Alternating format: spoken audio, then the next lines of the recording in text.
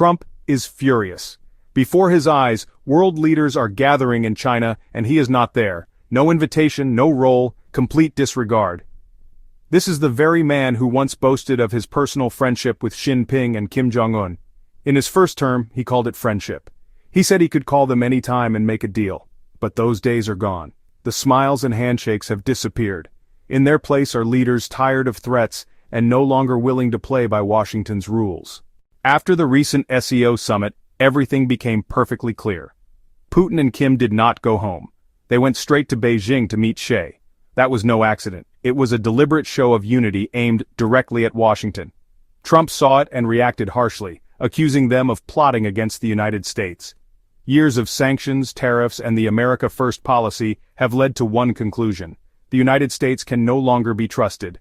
These countries are building a future where Washington has no place. So the question is very simple. Is Trump losing control over the world order? Are the United States being pushed aside while new alliances form in Asia? That is why we need to look at how the landscape of global influence is changing. The victory parade in China was not just a display of soldiers and flags. It brought together the very countries Washington has long considered its main rivals. Standing shoulder to shoulder, demonstrating strength and unity, China rolled out its most advanced weapons: submarine-launched nuclear missiles, mobile launchers, swarms of drones, and long columns of armored vehicles. Row after row of soldiers marched in perfect formation, radiating discipline and power. The message was clear. China no longer pretends to be catching up. It presents itself as an equal, ready to face American military power head-on. The real shock came from hypersonic missiles. Entire aircraft carrier groups worth tens of billions of dollars can be destroyed in minutes. Even bases once thought to be securely protected from Guam to South Korea now look vulnerable. And it's not just about the parade, it became a symbol of a shift. The balance of power in Asia is changing and Washington finds it increasingly difficult to keep its promises to protect allies like Japan or the Philippines. The risks are simply too high. Beijing has made it clear the United States no longer holds unquestioned military superiority in the Pacific. What worries Washington most today is not only China's growth but also its ability to support allies under pressure. For decades, sanctions were America's favorite weapon, shared by its partners. The logic was simple. Cut a country off from finance and markets and its economy collapses. But China has rewritten the rules. It not only shielded itself but also created lifelines for North Korea and Russia. Let's start with North Korea. For years the United States and the G7 strangled Pyongyang with sanctions. Fuel was restricted, bank accounts frozen, trade blocked. On paper it looked like an iron curtain, but North Korea did not collapse. The reason is simple: China. Today more than 98% of North Korea's official trade flows through Beijing. That's almost everything. Food, fuel, medicine, spare parts, all of it comes from there. In 2023 alone, trade volume exceeded $2 billion, most of it imports. Without this lifeline, North Korea's economy would collapse within weeks. With it, Kim's regime can survive indefinitely. Now, Russia, when after the invasion of Ukraine, the United States and Europe imposed the toughest sanctions, they expected economic collapse. Western banks predicted double-digit GDP contraction, mass unemployment, and financial ruin. But China stepped in again, and the forecasts failed. Instead of collapsing, Russia's economy grew by 3.6% in 2023. The reasons are clear: military spending, domestic demand, and steady energy exports. By 2025, growth slowed but remained positive around 1.5%. Inflation, which had climbed to 9%, is gradually falling and could drop to 4% by the end of 2026. In other words, Russia adapted. Even the ruble saw a reversal. The currency that many Western analysts had written off rose by nearly 40% in just 1 year, while the dollar, by contrast, began to crack. The U.S. national debt has surpassed $37 trillion. Interest on loans is devouring the budget. Investors are questioning how much longer this can last. Demand for American bonds is falling and countries like Saudi Arabia and Brazil are openly seeking alternatives. For the first time in decades, the foundation of dollar dominance appears shaky. For a long time, Washington used the dollar as a weapon. Countries that stepped out of line could be cut off from the SWIFT system or have their reserves frozen. This worked as long as there was no way to bypass the dollar, but Russia and China are building an alternative system. Trade between them already exceeds $240 billion a year, and most transactions no longer go through the dollar. Settlements are made in yuan and rubles.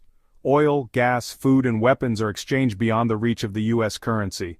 And this is not just business, it is a deliberate attempt to undermine US financial dominance.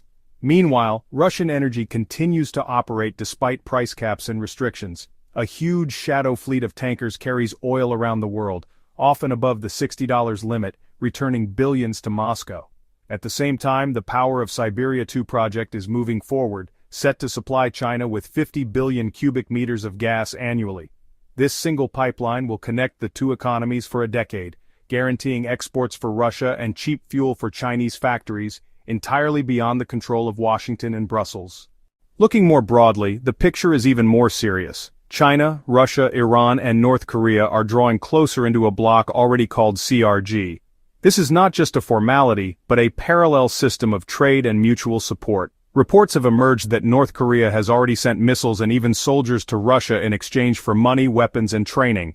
Iran supplies drones to Moscow, Russia delivers gas to China, and Beijing fills gaps in global markets so that its allies do not suffocate under sanctions. Step by step, an economy independent of the US and the G7 is taking shape. This is the reality Washington does not want to acknowledge. Sanctions, once the main tool of pressure, are losing their effectiveness. Each new wave produces less impact, and workarounds are quickly found for every restriction. Beijing has shown it can soften Western blows, not only for itself, but also for its partners. And a troubling question arises. If sanctions no longer work, what leverage do the US even have left? For decades, America relied on the ability to isolate rivals and force concessions. Today, that system is collapsing. We are witnessing not just resistance to sanctions but the gradual dismantling of a global economic system in which Washington was at the center. Meanwhile, as China, Russia, and North Korea draw closer, the United States is the one paying the price. Trump's tariffs on Chinese goods were meant to hit Beijing, but in the end, they hit America. Companies now pay more for imported components and materials, which translates into higher prices for consumers. Farmers who once sold soy, pork, and grain to China have lost part of that massive market. What was presented as protecting jobs has become a problem for key industries. While Washington's trade ties weaken, Beijing is moving in the opposite direction. China is expanding. It has strengthened economic relations with Russia, Africa, the Middle East, and Latin America. These are no longer just theoretical changes, they are real shifts in trade flows. A striking example is the Russia-China gas pipeline. For years it remained on paper, but now construction is accelerating. Once operational, China will receive up to 50 billion cubic meters of gas annually. For Moscow, this guarantees revenue despite sanctions. For Beijing, it provides stable and cheap fuel for its factories. The US and Europe remain on the sidelines, losing control over the global energy market, but energy is only part of the story. Through the Belt and Road Initiative, China is leaving its mark in regions where Washington once dominated. New ports in Africa, highways in South Asia, and railways in Latin America are not just construction projects. They are long-term ties binding countries to Beijing. Unlike the United States, which conditions aid on political requirements, China focuses on business. This appeals to leaders weary of American lectures on democracy and human rights. The effect is cumulative. Every pipeline, port, and railway strengthens China's role as a central hub in global trade. Every new U.S. tariff pushes countries closer to Beijing. Instead of weakening China, U.S. policy has accelerated the creation of alternative systems where America has almost no influence. To maintain its position in Asia, the U.S. is forced to increase military spending annually. Billions flow into new aircraft, modern ships, and missile defense systems. Yet despite these enormous expenditures, American forces no longer appear as invulnerable as before. Each time China unveils a new missile or weapon system, Washington responds by pouring even more money into defense. Trump's outburst accusing Xi Jinping, Putin, and Kim of conspiring sounded loud, but it revealed more. For a man who built his political career on an image of strength and control, it appears as a sign of uncertainty.